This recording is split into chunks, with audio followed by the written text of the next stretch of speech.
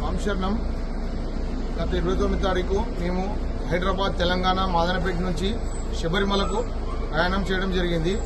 శబరిమల ఎరుమేలి ధర్మశాస్త్ర దర్శనం చేసుకుని పంబకు వెళ్లే దారిలో డ్రైవర్ నిర్లక్ష్యం వల్ల బస్సు అదుపు తప్పి చెట్లలోకి దూసుకెళ్లడం జరిగింది. ప్రమాదవశాత్తు అయ్యప్ప దయ వల్ల మాకు ఎవరికి ఏం కాలేదు.